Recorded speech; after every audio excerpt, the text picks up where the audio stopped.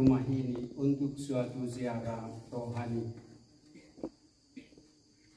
Kita melakukan simbolisme ziarah kita sebagai religius misionaris dengan membawa diri kita sendiri. Diri kita bagaikan sebuah wadah kehidupan yang disimbolkan dengan apa yang ada di tangan Anda masing-masing. Kita memegang dengan cara menatangnya.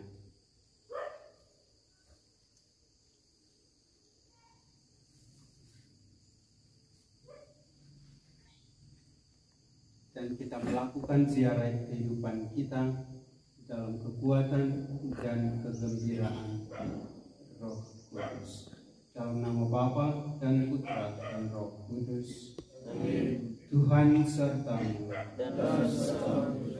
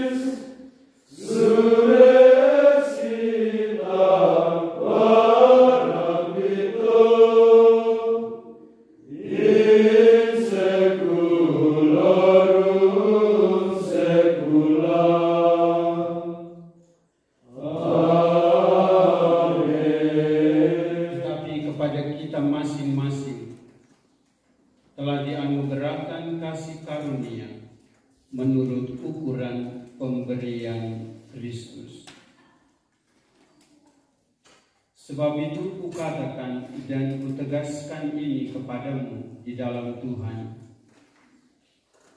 Jangan hidup lagi sama seperti orang-orang yang tidak mengenal perasaan mereka telah tumpul, sehingga mereka menyerahkan diri kepada hawa nafsu dan mengerjakan dengan serata segala macam kecemaran.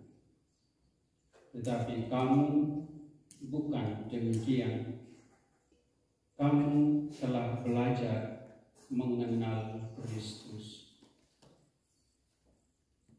Karena kamu telah mendengar tentang Dia dan menerima pengajaran di dalam Dia menurut kebenaran yang nyata dalam Yesus, yaitu bahwa kamu berhubung dengan kehidupan kamu yang dahulu harus menanggalkan manusia lama yang menemui kebinasaannya oleh nafsunya yang menyesatkan, supaya kamu dibaharui di dalam roh dan pikiran, dan mengenakan manusia baru yang telah diciptakan menurut kehendak Allah, diterima untuk mengikrarkan kaul-kaul kebiasaan adalah sebuah karunia yang mengalir dari kasih Allah Tritunggal Maha Kudus.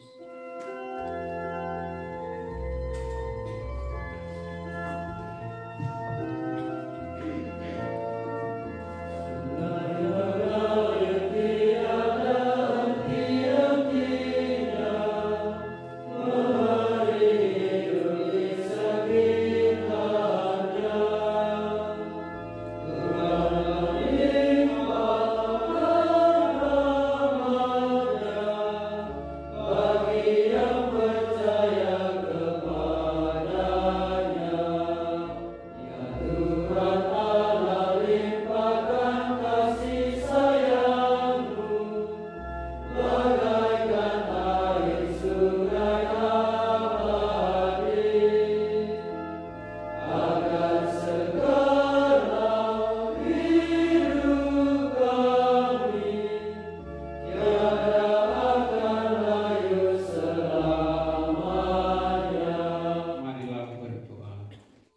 Ya kehadiran ilahi, Engkau telah meretas jalanmu menuju kedalaman adaku.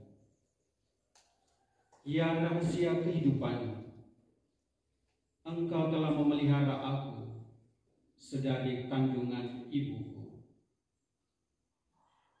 Engkau telah memperkaya rohku dan menyirami kekeringanku. Engkau telah mencurahkan cintamu berlimpah ke dalam bejana jiwaku, bejana kehidupanku, selama formasi paling dasar seorang religius misionaris. Dalam kegelapan, Engkau telah mengelilingi aku dengan sinar cintamu. Ya kehadiran ilahi, energimu yang bersinar membangkitkan aku. Aku tunduk pada misteri hidupmu yang suci dalam diriku. Biarlah sekarang aku boleh merasakannya di dalam keheninganku saat ini. Kita hening untuk mengakrabi diri kita sendiri. Retret adalah ziarah menuju rumah batin, menuju identitas. Dan identitas kita adalah putra-putra terkasih Bapa, murid-murid Yesus Kristus, sahabat-sahabat Sang Sabda dalam misi. Identitas ini akan kalian kokohkan dengan cara hidup berkaul. Sebagai pribadi yang berkaul, tugasmu yang utama adalah berakar dan berdasar pada cinta Bapa. Menjadi seperti Yesus, to be like Jesus, yang murni, yang miskin, dan taat demi Aba dan kerajaannya. Dan juga berjalan dan melayani dalam roh. Oleh karena itu kalian semua diundang untuk terus menatap panggilan di tengah gurun kehidupan sebagai murid Tuhan dan sahabat Sang Sabda. Sebagai murid Tuhan dan sahabat Sang Sabda, itu tema besar ziarah rohani sepekan. Dalam perjanjian baru, para murid Yesus itu berbeda dari murid-murid lain. Berbeda dari murid-murid Musa yang disebutkan dalam Yohanes bab 9 ayat 28. Juga berbeda dari murid-murid Yohanes Pembaptis. Yohanes Pembaptis juga punya murid. Kita bisa baca dalam Markus 2:18, Yohanes 1 ayat 35, atau Kisah 19 ayat 1 dan seterusnya. Juga berbeda dari murid-murid orang-orang Farisi. Farisi juga punya murid. Dalam Matius 22 ayat 16. Murid-murid Yesus disebut secara tegas dengan nama sebagai orang yang telah mengenal, menerima Yesus sebagai guru mereka. Maka kita mengenal kelompok 12 itu. Kemudian kita juga mengenal kelompok 70 yang diutus Yesus ke misi. Dan menarik, tidak seorang murid pun berusaha menjadi guru. Semua mau menjadi murid. Semua mau menjadi murid. Dan dalam konteks kita sekarang ada 38 murid baru.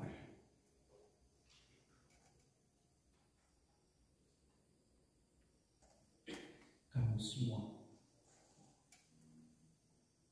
Baik dalam realitas murid lama maupun dalam realitas murid-murid baru, terdapat hal-hal prinsip atau karakter-karakter yang sama.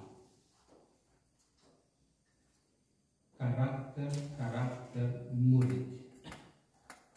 Karakter pertama, menjadi murid adalah sebuah panggilan. Sejak orang merasa terpanggil menjadi murid, di sana tidak ada pengandaian kultural atau moral atau intelektual. Yang penting di sana ada panggilan. Memang di dalam perkembangan akhirnya orang menuntut mesti ada standar intelektual tertentu.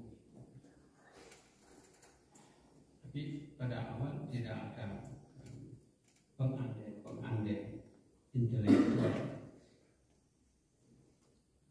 Tidak ada juga pengandai kultural bahwa orang Kodi Sumba Barat Daya itu terkutuk, tidak akan ada panggilan di sana.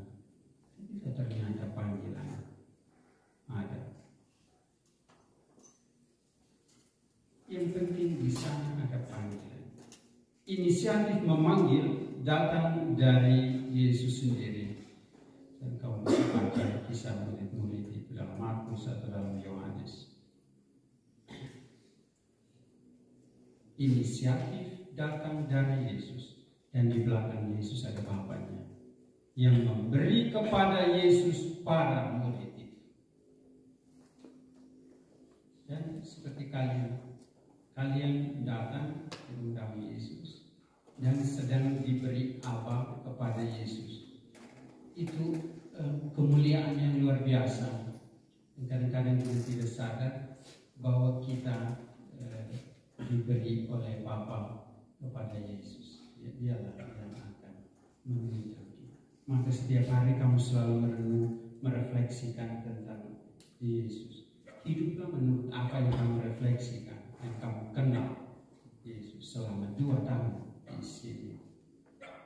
Dan kemuliaan atau karunia yang besar itu dalam konstitusi awal nomor 201 itu sudah disebutkan dengan bagus sekali bagaimana kita ada dalam ranah yang istimewa.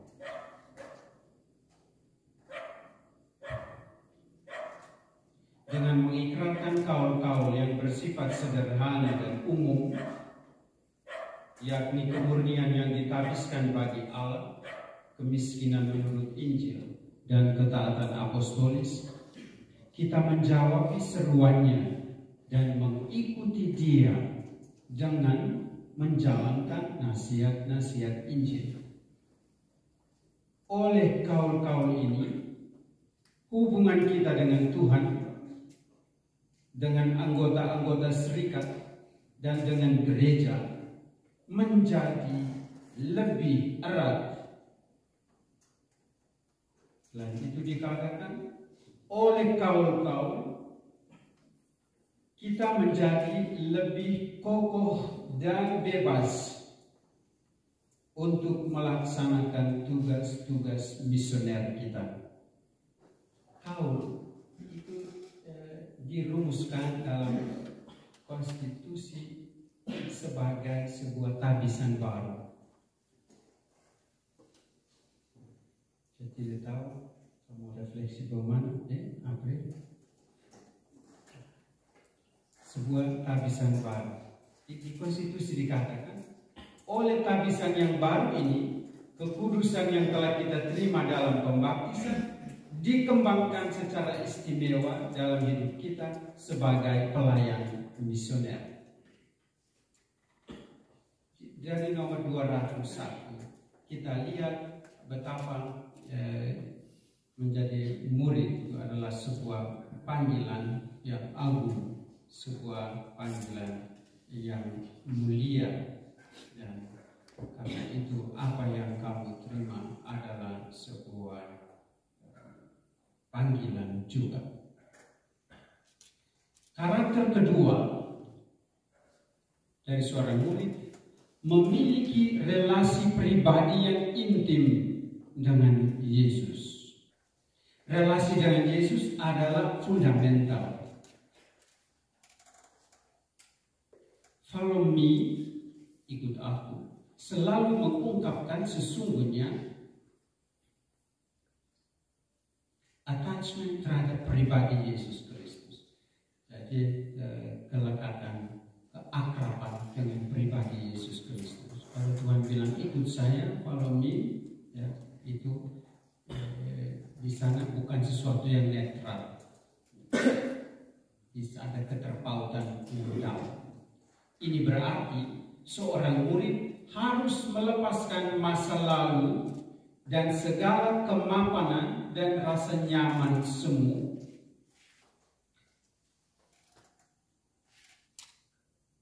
Harap sudah mulai berani melepaskan masa lalu. Jangan pulang lagi ke masa lalu.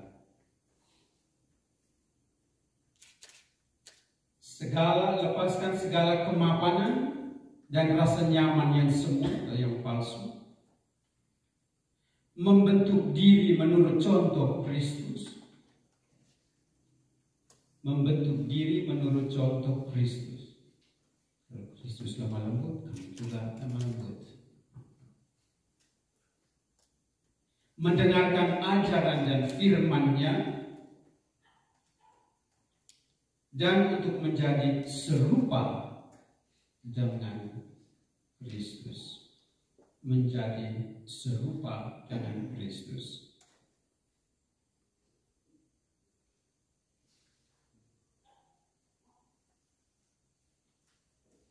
Itu penting. Memiliki pikiran Kristus, perasaan Kristus, sikap-sikap misioner Kristus, menjadi seperti Kristus, serupa dengan Dia. Satu konfrater kita yang bermisi di Eropa Timur, di Latvia, mereka terancam juga diserang oleh Rusia dan lagi berperang dengan Ukraina. Negara-negara sekitar juga sekarang lagi ancam, karena kalau Putin mulai gila, itu semua yang ada di depan mata dia sikat habis. Saya mau bilang bahwa murid Kristus itu tidak terpaut pada doktrin-doktrin yang dirumuskan manusia, tetapi terpaut pada pribadi Yesus Kristus. Itu murid Kristus tidak terpaut pada filsafatnya. Nanti kamu hebat sekali dalam filsafat. Kata-kata pilihan semua. Itu kita juga bisa bingung lagi praktek-praktek sekarang punya kata-kata itu. Filosofis, teologi semuanya, milenial masuk semuanya. Tapi ingat, murid Kristus, Yesus Kristus. Karakter ketiga, menjadi murid Kristus adalah cita-cita dan sekaligus martabat. Cita-cita dan sekaligus martabat. Murid dipanggil untuk mengambil bagian dalam martabat Kristus Sang Guru, Sang Firman bagi kita. Jadi betapa hidupmu berharga. Hidupmu sebagai sahabat Sang Sabda yang dipersembahkan untuk misi. Malam ini akrabi dulu yang satu, cita dan sekaligus mata. Akrabi karakter itu dalam dirimu sendiri dengan menjaga silensiumani selama retret. Retret ini silensiumani. HP tidak dipakai.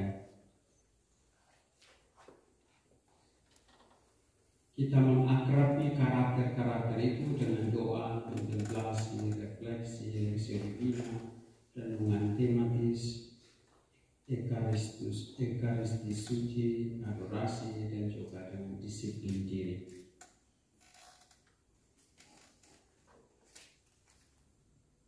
Kita mensyukuri kemuliaan yang Tuhan beri kepada kita melalui panggilan religius misionaris.